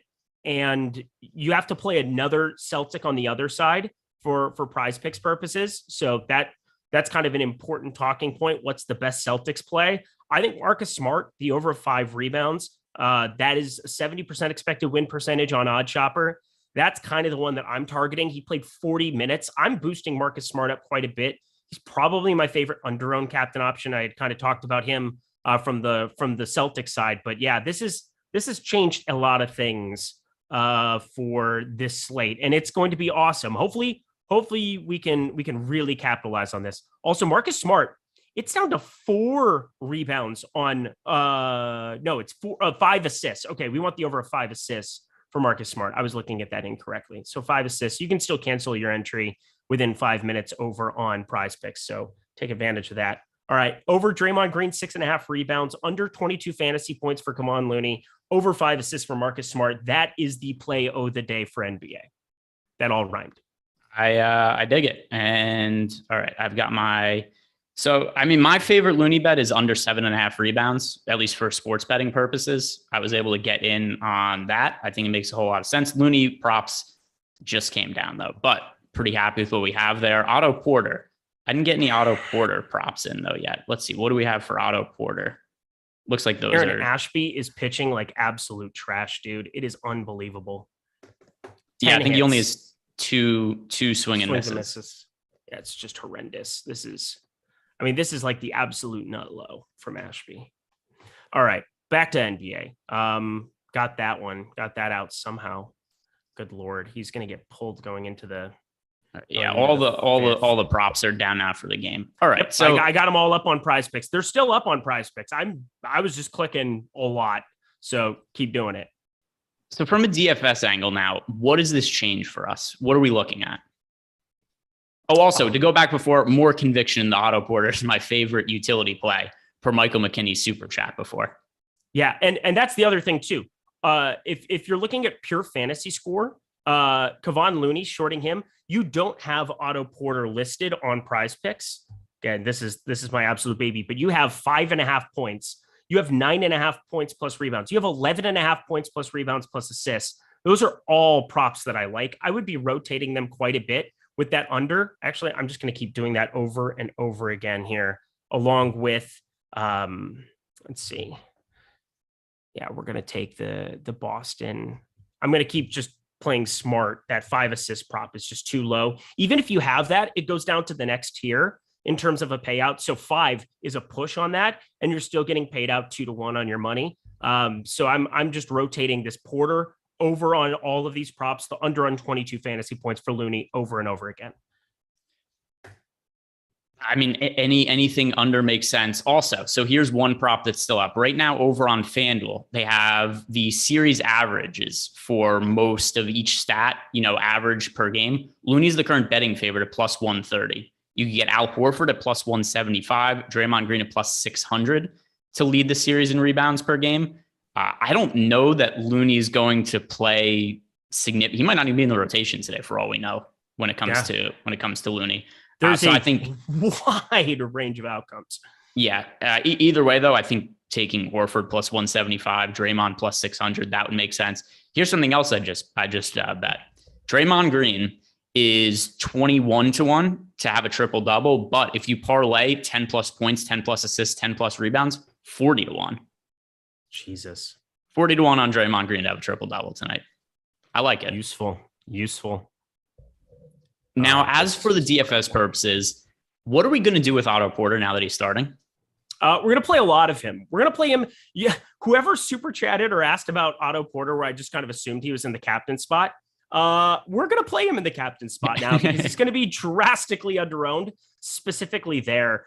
He becomes the best captain play at his current ownership, or what his ownership is presumed to be. Yeah, there's a lot of people that are playing routinely here, but what I just said was, Otto Porter, I didn't know what to make of the minutes here with Kevon Looney. Thought Kevon Looney might be a guy that saw increased run. Not if he's not starting. Pretty hard to get more run in this type of a scenario unless he plays out of his mind in a rotation. Could be out of the rotation. Could end up being more Gary Payton. Could be more. You could be Bielitsa for all we know coming off the bench. A guy that randomly got told he was going to play 20 plus minutes towards the end of that Dallas series. Played 15 and 22 in the last 2 of that series. There's a lot of random things that this inserts into the equation, but the clear-cut thing for me is you want to get to more Porter, you want to get to less Looney. It's a 1-for-1 swap in terms of who is starting, and that's the foolproof plan in terms of what you should be doing, because the field isn't going to move enough to adjust for it. By the way, I'm not leaning into any kind of bid or anything. I mean this sincerely. I was pushing Draymond Green before. You should like Draymond Green more with this news. Yes. The court is going to be way more wide open. I think they're going to run a ton of point forward Draymond Green. I think the ball is going to be in his hands a lot in the high post. He's going to be distributing. He's going to have more rebound opportunities with Looney off the court. This is good news for Draymond Green. Obviously good news for Otto Porter. Looney, what's a reasonable expectation for playing time for Looney now? From a projection standpoint for you? 15 minutes. All right. I went with 14, so we're not that far off. Yeah. I think there's a chance. I said there's a chance he does. It's a very small chance he doesn't play. Like, that's not something I'm seriously. It's like 15%, 10%, maybe. That even is a little bit high. It's just, for all intents and purposes, we're looking at a complete reshuffle of the deck in terms of, like, I'm going to open up the bottom end of these Golden State guys. You could see Kuminga and out of the middle of nowhere inserted in here. You could see Payton. I mean, they're making it very clear that if Boston's going to play big, they're going to go even smaller, and it's going to be an opportunity for other guys to get in the mix. And if this doesn't go well early, you're going to see a lot of bench guys get rotated in there. But I think this is a pretty clear stance against Looney. Does this impact anybody else from the Warriors? Is there any role player who you could say, like, hey, if they're going to bring Looney off the bench, it looks like the read here is the Warriors are committed to playing smaller lineups. Does this benefit any of the bench guys in any way? I think not really. Looney, you take off the board. I think it makes it more clear that if Looney's not going to play 25, 26 minutes like we had seen in a couple of games. I mean, if you go to the Dallas series again, he played 31, coming to game 1, 25, 21, 17. We've seen a sharp decrease. if anything, just Gary Payton being inserted into the rotation game 2, then disappeared from the rotation last time out. I think you got to expect that Gary Payton and Jordan Poole have to benefit slightly. I mean, Jordan Poole probably more so, just because we know offensively they're going to need something. You only played 23, 24 minutes here the last 2, but maybe a little bit more Jordan Poole. I don't really have an opinion on it. Do you? I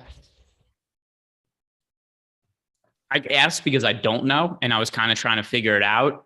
Yeah, it's a good thing to talk through. Here's what I think. Here's what I think happens. I think the minutes that Looney and Porter were playing just kind of swap. That's the most logical way to do this, right?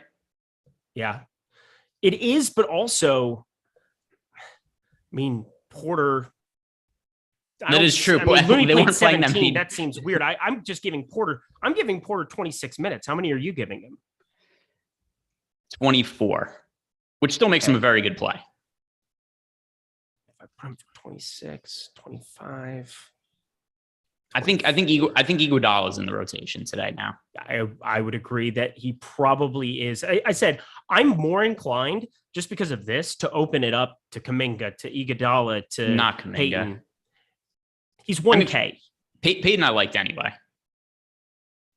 Yeah, I mean, I liked Payton anyway, but I'm saying Kuminga I wasn't going to play any of, and now I'm going to at least have like 3-4% of him. He's 1K flat. Also, you could just build some lineups with Kuminga in your pool. Put just triple thumbs up him. Put like Kuminga, put him in of like something where it's 49,900, so you don't get Iguodala. And then Kuminga would have to be in like that type of a build. But I mean, then it's going to be Duke, because that's going to be the way every 1K player works out. But Kuminga is now my favorite 1K player. I like him more than Tice if you're trying to play a 1K guy, because there's an opportunity randomly if Iguodala or Kuminga, one of those guys, could play increased round if they just continue to go small. So game 1, Iguodala played 12 minutes. Game 2, he was hurt. He was out of the rotation. Last game, I guess the plan was not to play him at all, but Draymond fouled out, so they threw Iguodala out there for 2 minutes. Supposedly, he's better today, which I assume means he's going to be part of the rotation. Iguodala, and I know he's not a flat 1K guy, so I'm kind of cheating here, but Iguodala is my favorite of those guys who are in the 1K range. Is it fair to include him in that mix? Or do I have to definitely go with 1K guy? No, I mean, he's 1,200. They all suck. They're all complete unknowns. Marvin Combs coming in. Horrible take. What? I'm just saying that, like, there's an opportunity for a lot of things, because something that we didn't expect to have happen. I don't even know what he thinks is a horrible take, though. Yeah, I don't know. Just something I said, probably. I don't know. I have bad takes. I have good takes. You try to take the good with the bad, but the thing is trying to build the best lineups you can with the news that you have in front of you, and things kind of hit the fan. Like, a lot of things changed very, very quickly. So now we just kind of react to it and we try to adjust. And oh man, this is just insane. Prize Picks still has these lines up, by the way. Yeah, well, other sports, but I mean, other than the series lines, other ones have been taken down. EMAC brings up his point too. 24 is the answer for Otto Porter Jr., Eric. Come on. We've discussed Porter spontaneously combusting after 25 minutes. Oh, it's so funny. Whatever. Has good takes news to me. Eddie SDFS. Hardy, har. Have you seen any of my Prize Picks video this week? Oh yeah. There's that. I would be subscribed to those. Buxton, Homer. George Springer, Homer. Called both of those today. You're welcome. Enjoy. Oh, another 10X day? That's crazy. All right, guys, don't say bad things about Eric, or else we have to watch him jerk himself off for the rest of the show. What other Prize Picks picks did you hit on today?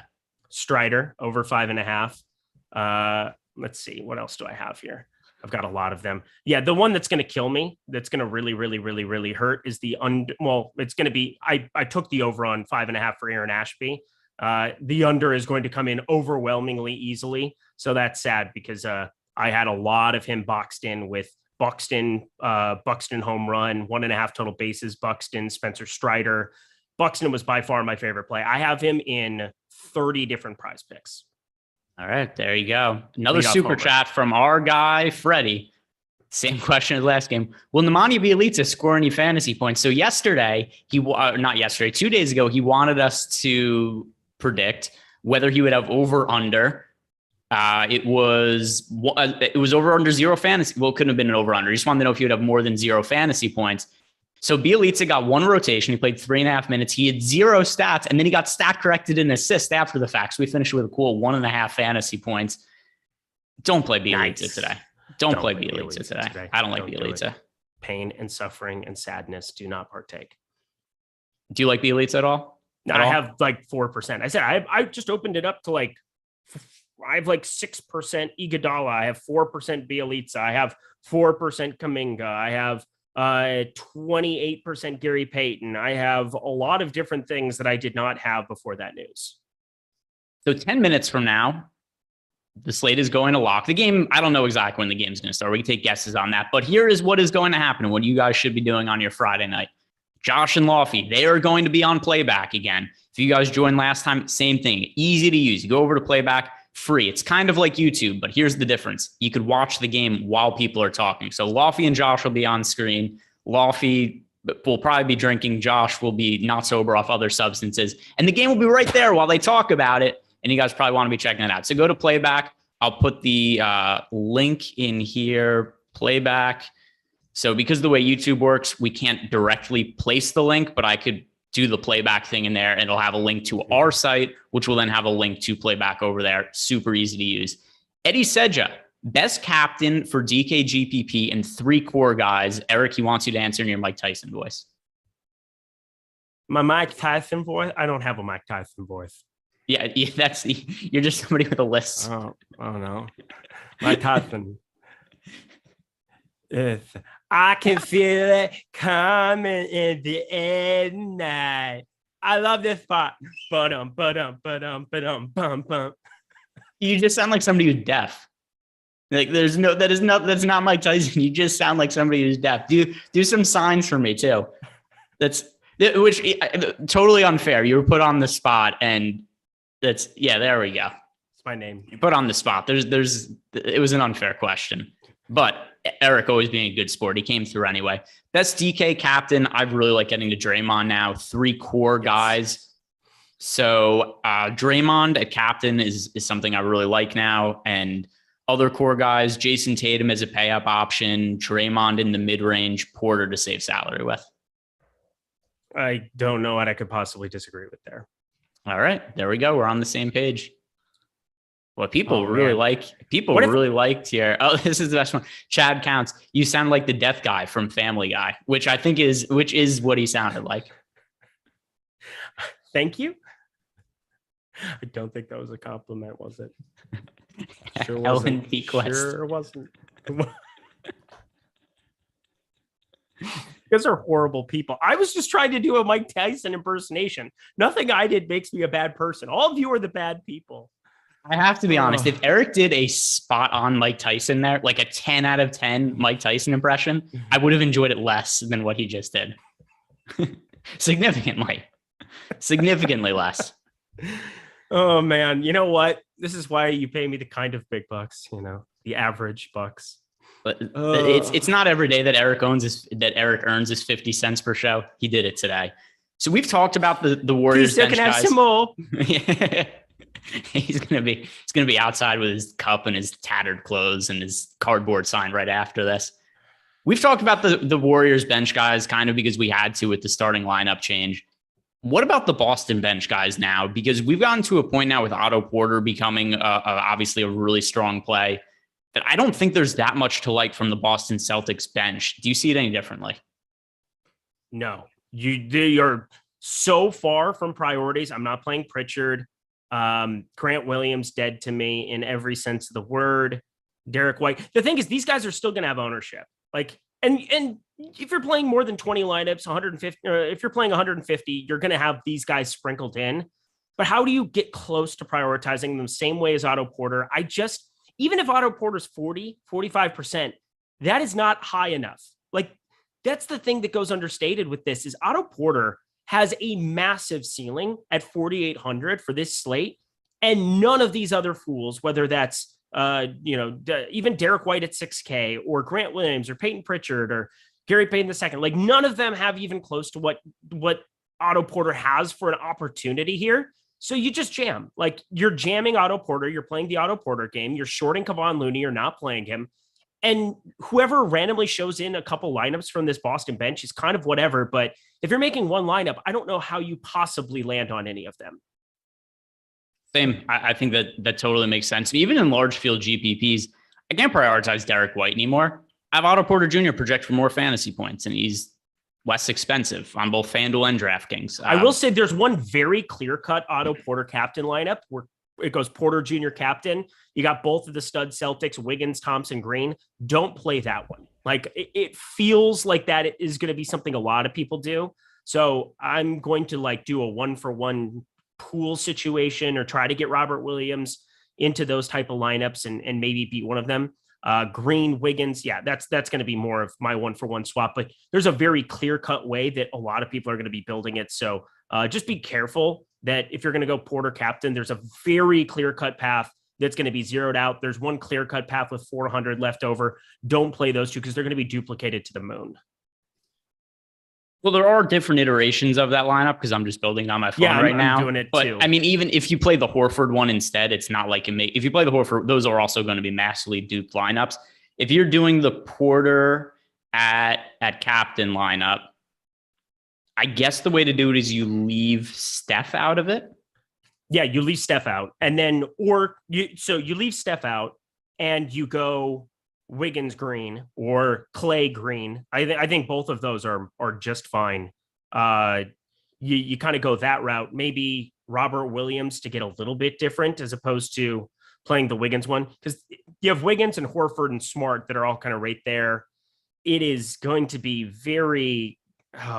I am worried that if this lineup hits, this zeroed out one, it just ends up being a crazy day. Actually, I'm just going to make sure that I have this lineup in a very small dollar thing just so that I can track it. Because I have a feeling it's going to be by far the most duplicated lineup with Porter. Like it's going to be absurd. So we have people in the chat asking for the playback link where it says stream elements, NBA Finals Game 3 watch along with Walfie and Josh. Click on that link and then we'll have the link to playback. I can't directly post the link in YouTube chat because YouTube has the dumbest terms and conditions ever. For whatever reason, we are allowed to post links to our site in YouTube. If we posted a link to playback, it would give us it would be an issue for us. Yeah, just how the dumb YouTube rules work. But click on that link where it has the stream elements and oh no, not this. Oh no. Can we wait until I know you're excited. You're tenting in your pants right now. But can we wait for like 4 minutes until after lock so we could wrap up anything here? But yes, we can. Great. Ugh. All right. I see your super chat, Miami Mike. We'll hit on that in a few minutes. Just first, I want to wrap up. He's gonna be disappointed though. All right, go do your thing. Miami Mike 305. Hello, Michael. Your sad, pathetic life will be ruled by Otto Porter in the captain spot and in the utility spot on FanDuel. Have mercy on your soul. If you want to live, play all the Porter Jr. and collect the money and put it in the basket. All right, I hope you're proud of yourself. Mike, you got your $9.99 worth out of that. Eric, we got 2 minutes left to go until the slate locks. Is there anything that we have not yet hit on that you think is a pertinent talking point for this slate? No. All right. I like that answer. I think that's pretty clear and concise. I think the only guys that we haven't really talked that much about, Gary Payton off the bench, I still think he makes sense. Kevon Looney, I could not be further away from him now. I've got all kinds of unders on him. I know you do as well at this point. Like Draymond Green more now because of this news. One final thing I'm going to ask you, though. Does the starting lineup for the Warriors impact anything the Celtics are going to do? I mean, Robert Williams could definitely see less time. You could see Grant Williams out there, but Grant Williams is a serviceable enough defender. I don't know if they necessarily even care. I mean, they'll probably still play Robert Williams 24 minutes, 26 minutes. Yeah, they're trying to just spread them out, open up the floor, let Draymond Green do his thing.